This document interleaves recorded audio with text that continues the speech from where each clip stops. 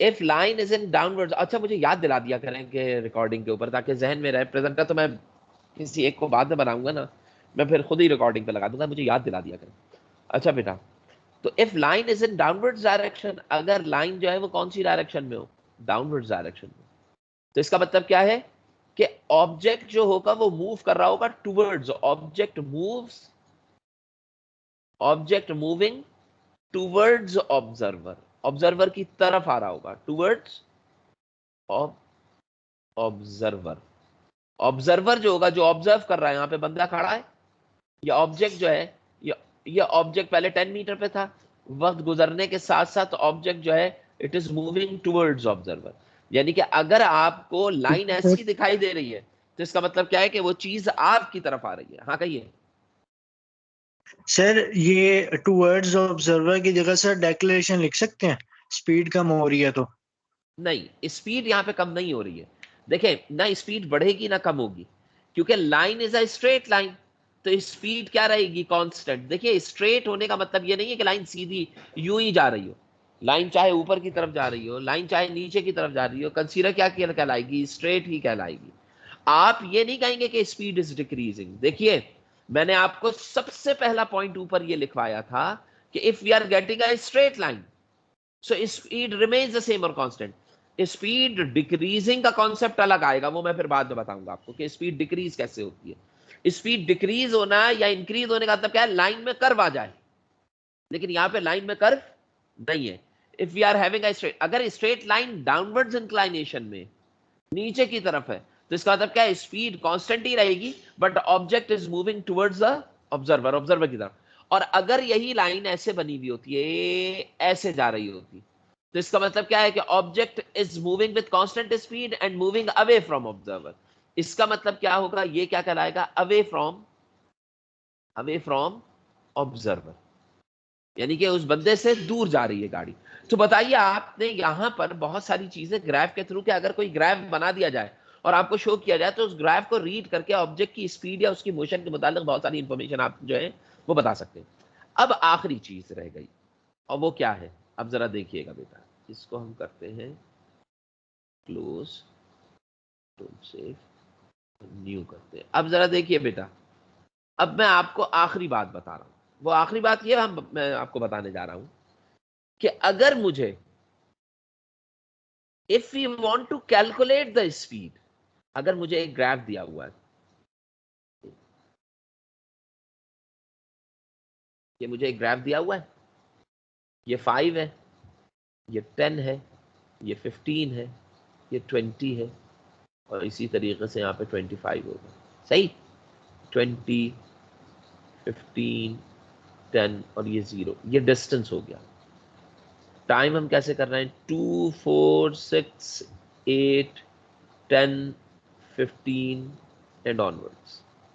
वही देखिए, ये आ गया आपके पास, ये 2 हो गया, ये 4 आया, ये 6 आया, ये 8 आया, ये 10 आया, एंड ऑनवर्ड्स 12 आएगा, और फिर चलेगा। देखिए, आपके पास जो जो लाइन आपके पास ड्रॉ हो रही है, वो कुछ इस तरीके से ड्रॉ हो रही है, सपोज। ठीक है,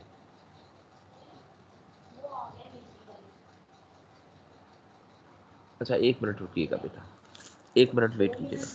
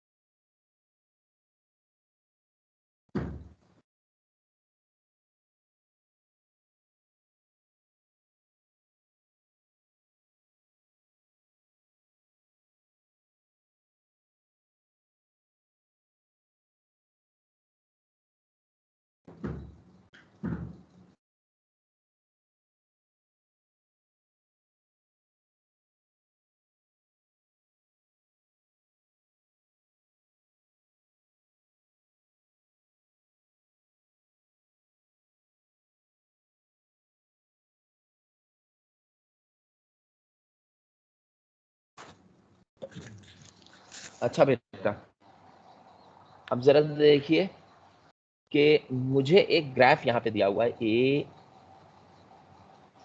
इस तरीके से करके एक लाइन दी हुई है, ठीक है। इस लाइन के ऊपर डिस्टेंस और टाइम ग्राफ है, और ये ग्राफ की मुझे ये लाइन जो है ना ये मेंशन की हुई है। अब मैंने क्या करना है कि आपको पता है कि ये डिस्टेंस टाइम ग्राफ है, तो line represents S upon T, और एस अपॉन टी जो है वो किसके बराबर होता है, वेलोसिटी, यानी कि लाइन वेलोसिटी को।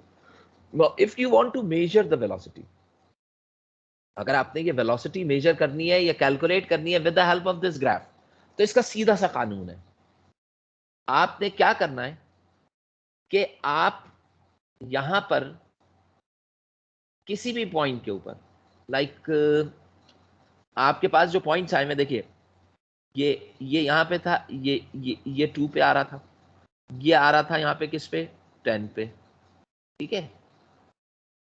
ये आ रहा है यहाँ पर किस पे, 15 पे, तो ये 15 के ऊपर आपके पास क्या आ रहा है, ये वाला पॉइंट आ रहा है, ठीक है। इस वाले पॉइंट को हटा दीजिए आप, और ये पॉइंट जो है ये किस पे आ रहा है, 20 के ऊपर आ रहा है, सही। तो ये आपके पास पॉइंट्स आ गए हैं, इसके ऊपर आपने क्या करना है, ऐसे करके लाइन ड्रॉ हुई। आपने क्या करना है कि किसी भी दो पॉइंट्स को, यहां पे कोई भी एक पॉइंट ले लें, चाहे ये वाला पॉइंट ले लें, चाहे ये वाला पॉइंट ले लें, कोई सा भी एक पॉइंट है, मैंने ये वाला पॉइंट ले लिया, ये कोई भी एक पॉइंट चाहे ये वाला ले लें, इस लाइन के ऊपर कोई सा भी एक पॉइंट मार्क कर लें, और मार्क करने के बाद मैंने ये वाला मार्क किया, एक स्ट्रेट लाइन जो है ना वो यहां पे ड्रॉ कर दें, एक बिल्कुल सीधी लाइन जो है वो यहां पे क्या करते हैं, ड्रॉ करते हैं। जब आप एक स्ट्रेट लाइन ड्रॉ करेंगे तो आप देखेंगे कि यहां पे आपके पास एक राइट एंगल ट्राइंगल बन जाएगी, ये एक राइट एंगल ट्राइंगल बन जाएगी, यहां पे एंगल आएगा 90 डिग्री, सही। मुझे अगर वेलोसिटी कैलकुलेट करनी है तो वेलोसिटी के लिए ये वाली चीज जो है ये कहलाएगी इस ट्राइंगल की क्या, बेस, और ये जो है ये कहलाएगा इस ट्राइंगल का परपेंडिकुलर, ठीक है। तो आपने क्या करना है, आपने डिवाइड कर देना है परपेंडिकुलर को किस चीज के साथ, बेस के साथ। If you are finding perpendicular over base, so you will get what? The velocity of the average velocity of that body. अब बताइए, perpendicular का distance अगर मैं मेजर करूं तो वो कितना आ रहा है, 20। बेस का डिस्टेंस अगर मेजर करूं तो कितना आ रहा है, 8। तो 20 को जब मैं 8 से डिवाइड करूंगा तो व्हाट यू विल गेट, आपके पास क्या चीज आ जाएगी, आपके पास रिजल्ट आ जाएगा। अब 20 को 8 से जब आप डिवाइड कर रहे हैं और आप रिजल्ट कैलकुलेट कर रहे हैं, तो इसका मतलब ये हो गया कि, एक सेकेंड,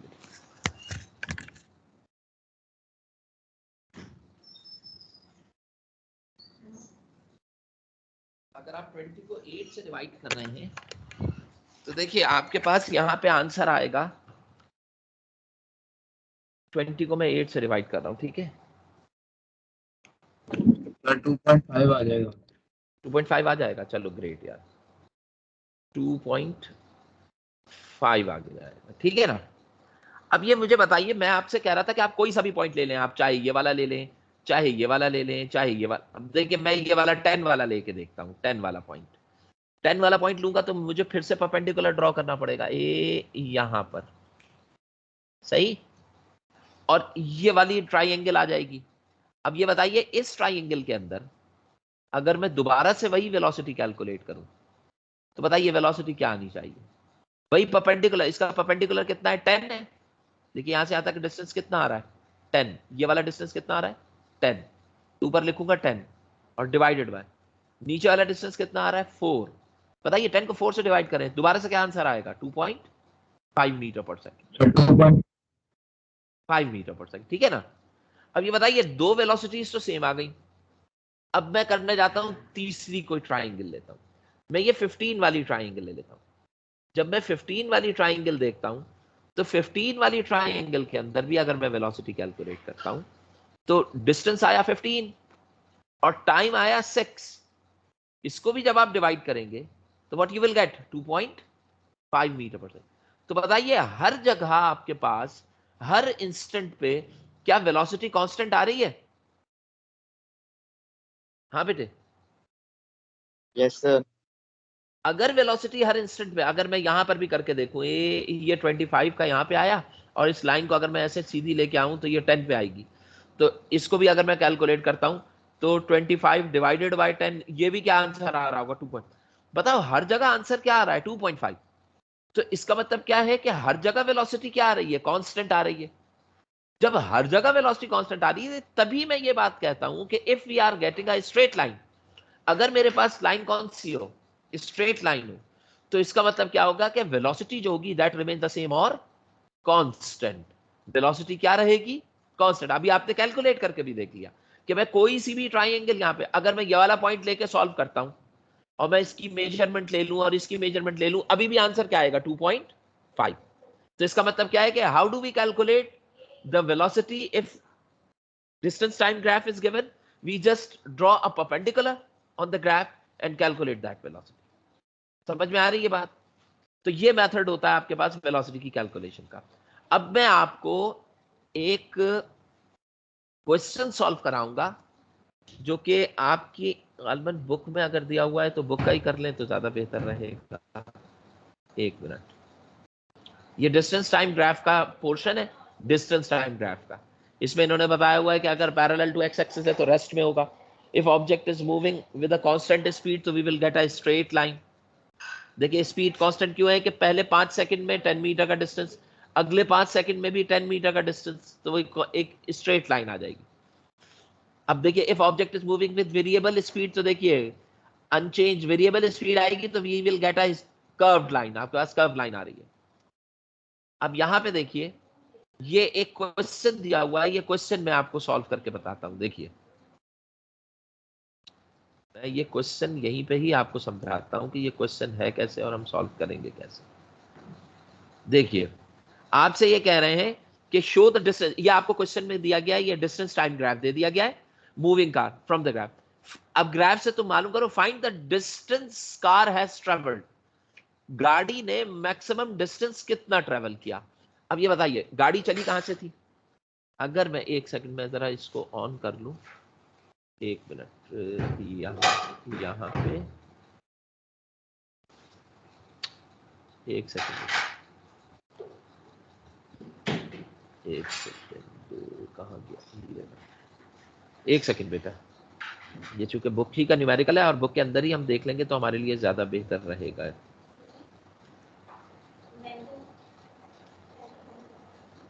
अच्छा अगला देखें, एक सेकंड कहाँ गया? ये रहा। अब जरा देखिएगा बेटा, हमने ये मालूम करना है कि गाड़ी ने डिस्टेंस कितना कवर किया। देखिए भाई डिस्टेंस कवर करने के लिए अगर मैं इस ग्राफ को ही खाली रीड करूं तो देखो आपको क्या समझ में आएगा। गाड़ी यहां से चली थी, अब जरा तुम समझते जाना, तुम्हें खुद समझ में आएगा कि क्या है। This is the distance, this is the time, और ये क्या है? डिस्टेंस है। इसको हम डी से या एस से, दोनों से रिप्रेजेंट। अब देखिए गाड़ी ने जो टोटल टाइम कवर किया, देखिए 0 से 2 सेकंड तक, यहां पे आए 2 से 4 आए, 4 से 6, 6 से 8, 8 से 10, तो गाड़ी कुल टोटल कितने सेकंड्स तक चली है? 10 सेकंड तक।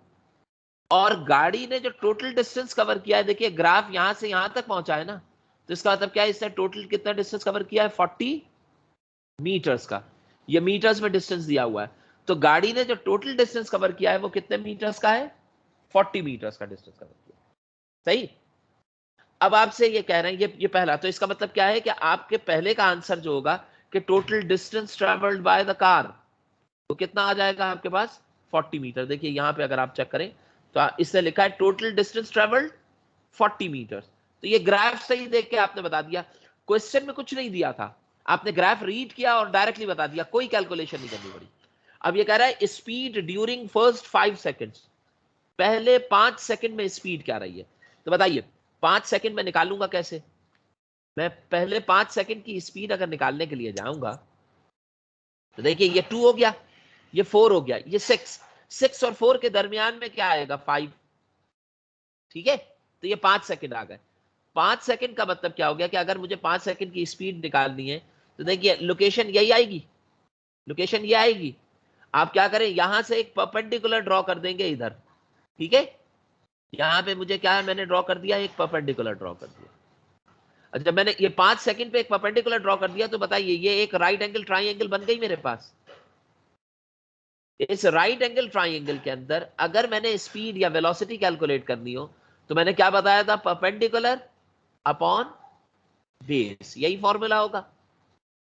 अब बताइए परपेंडिकुलर कितना आ रहा है यहाँ पर, यहां से यहां तक का डिस्टेंस है, तो बताइए अगर मैं ये वर्टिकल डिस्टेंस परपेंडिकुलर डिस्टेंस निकालूं तो देखिए वो यहां से होगा, 13/5 हाँ, ये जो डिस्टेंस आएगा वो कितना आएगा, यहां से यहां तक 10 हुआ, फिर 20, फिर 30 और ये 35, तो मैं इसको लिखूंगा 35 बाय डिवाइडेड बाय बेस कितना आ रहा है यहां से लेके यहां तक, यानी कि 5, तो 35/5 लिखूंगा तो आंसर कितना आ जाएगा, 7 मीटर पर सेकंड। 7 मीटर पर सेकंड आ जाएगा।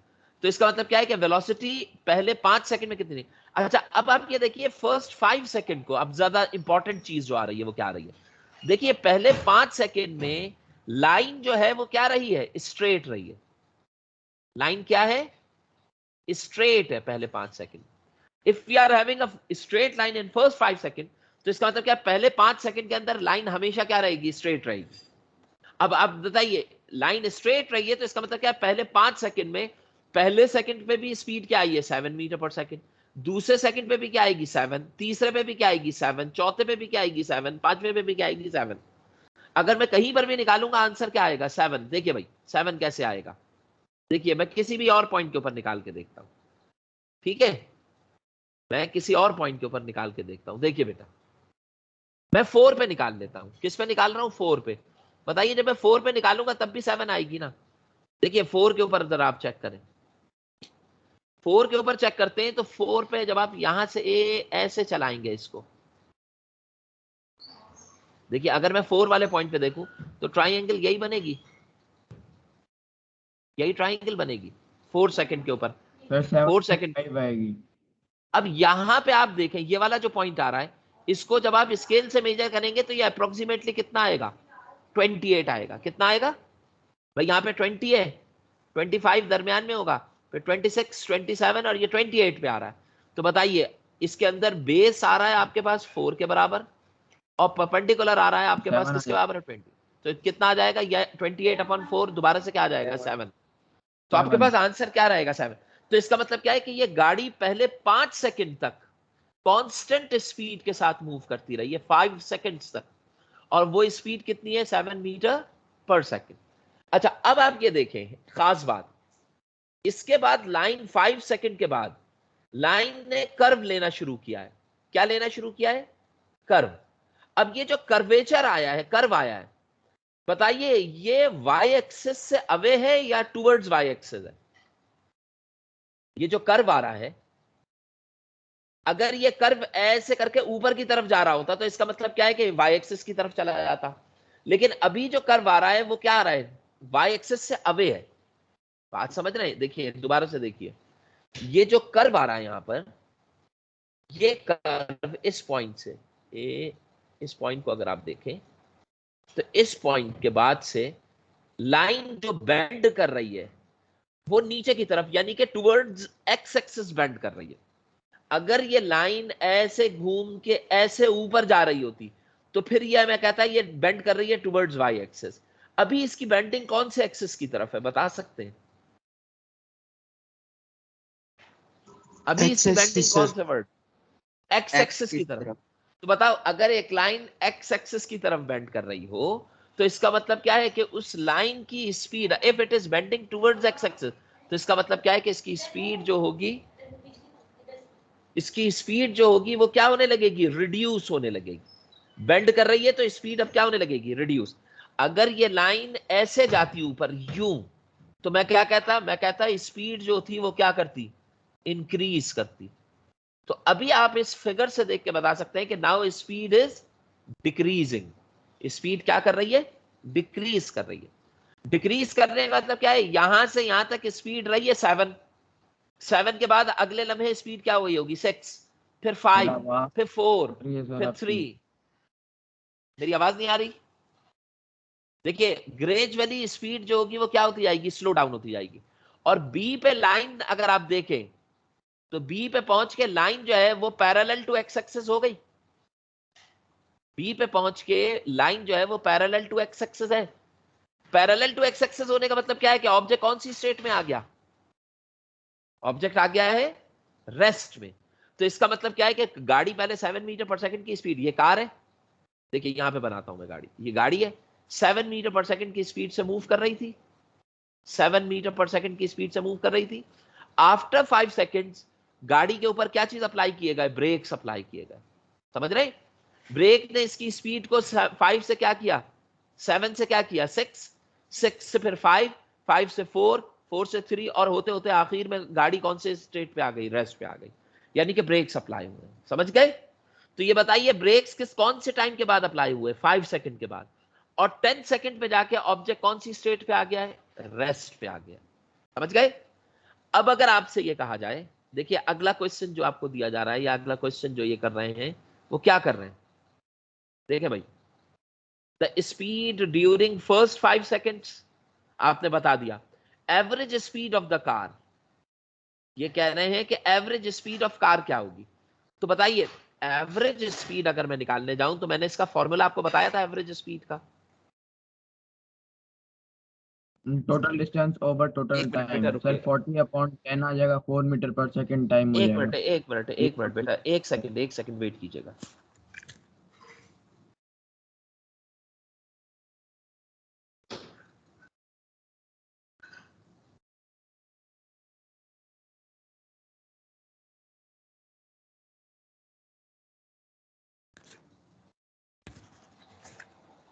अच्छा बेटा, अगर आपसे जैसा कि अभी ये बता रहे थे, कौन था जो भी था वो जो बता रहा था, वो ये कह रहे थे आप कि वेलोसिटी जो होती है average speed, average speed, average speed जो है इसका फॉर्मूला क्या हो जाएगा? इसका फॉर्मूला जो आपको पहले भी बताया था मैंने, that will B total distance divided by total total time, ये होता है एवरेज स्पीड। अब आप ये बताइए कि एवरेज स्पीड जो है that will be equals to v is equal to, देखिए टोटल डिस्टेंस कितना ट्रेवल हुआ है, देखिए 2 सेकंड में इसने इतना डिस्टेंस कवर किया था, यानी कि 14। 2 सेकंड के बाद इसका डिस्टेंस अगर यहां से निकालो तो कितना आया था? 14 मीटर दूर गई थी गाड़ी। 4 सेकंड के बाद ये कितने मीटर दूर जा चुकी थी? 28 मीटर्स।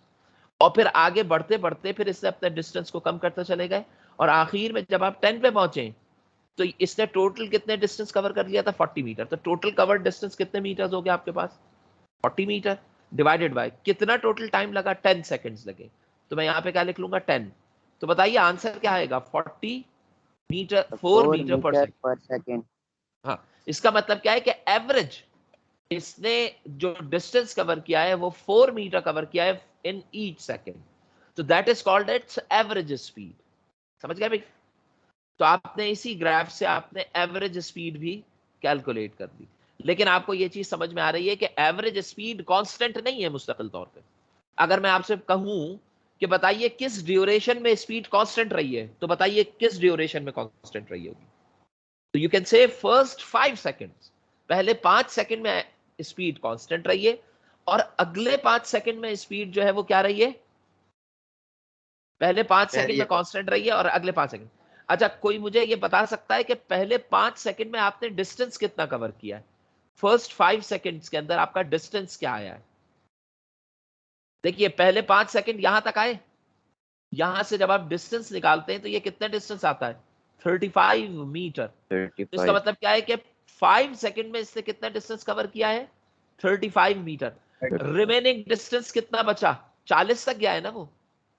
तो अगला 5 मीटर का डिस्टेंस जो है, देखिए गाड़ी ने टोटल डिस्टेंस कितना कवर किया है? 40 मीटर। इसमें से 35 मीटर डिस्टेंस जो है, 35 मीटर डिस्टेंस कितने टाइम में कवर किया है? 5 सेकंड्स में। और अगले 5 सेकंड्स जो है उसमें उसने सिर्फ 5 मीटर का डिस्टेंस कवर किया। क्यों? क्योंकि इसके ऊपर क्या अप्लाई हो रहे थे? ब्रेक्स अप्लाई हो रहे थे। समझ रहे हैं? क्योंकि गाड़ी जो है वो स्लो डाउन होती चली गई, ब्रेक्स अप्लाई हुए, गाड़ी हल्की होती चली गई, और आखिर में जाके गाड़ी कौन सी स्टेट में आ गई है? रेस्ट में आ गई। अब मुझे एक बात ये बताइए कि अगर आपसे कहा जाता है कि if there is a car which is moving with constant speed of 7 meter per second, it continue its motion for next 5 seconds, and after that brakes are applied, then the speed of the car is going to be reduced and decreases up to 0 for the next 5 seconds, अगर सिर्फ ये बताया जाता। अब ये बताइए, ये information अगर मैं आपको बताता तो आपके जहन में इसको विजुलाइज करना मुश्किल होता,